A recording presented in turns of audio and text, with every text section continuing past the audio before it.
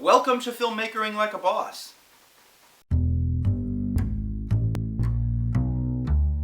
Now, I don't claim to be an expert, but I do have experience as an award-winning filmmaker, and more than that, I have a passion for filmmaking, which is really all you need to get started. Now, while it's true that all it takes to be a filmmaker is to pick up a camera and make a film, it still doesn't hurt to learn how to do it well. We've been talking about shot composition, and to that end, I strongly urge you, one filmmaker to another, to take a few extra moments to pay attention to how you compose your shots. Don't just be a point-and-shoot kind of cinematographer.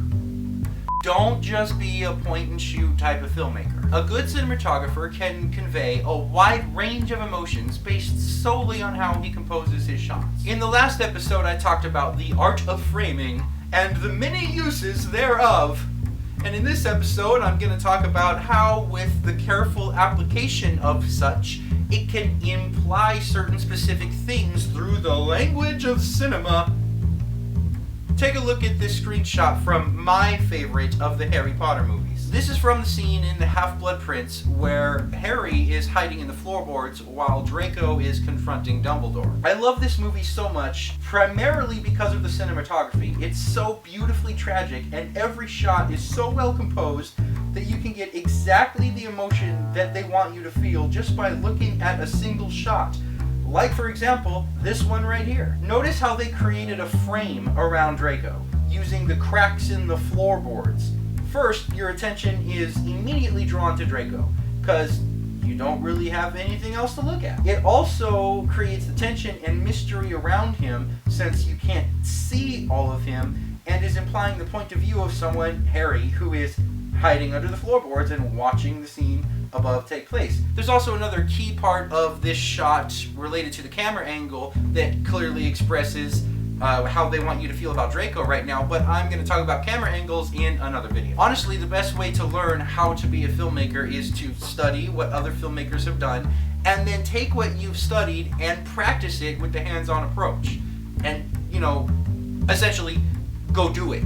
Let's take another look at that shot from Lost that we looked at in the last episode. Aside from everything else I already mentioned, what else do you notice in this shot? There are multiple frames going on here. It's so incredibly intricate. Now, what, with all of these multiple frames, is the filmmaker trying to tell you? The vents in the foreground, coupled with the hallway, create two different frames and put Locke and John in two different spaces, symbolically separating them.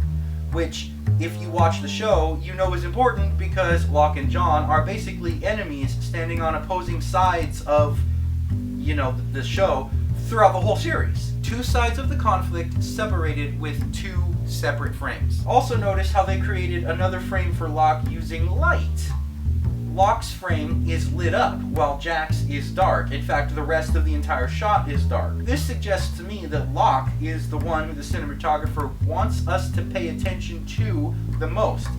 Perhaps he's the good guy, perhaps he's the one the audience is supposed to root for, perhaps he is the chosen one with a special purpose. Again, things that you would know if you watch the show actually happen to be. They're basically telling us this in this shot right here. All you have to do is know how to see it. There really is a lot of power in the hands of a good cinematographer, and there's a lot more to say about shot composition, cinematography, and the whole topic in general.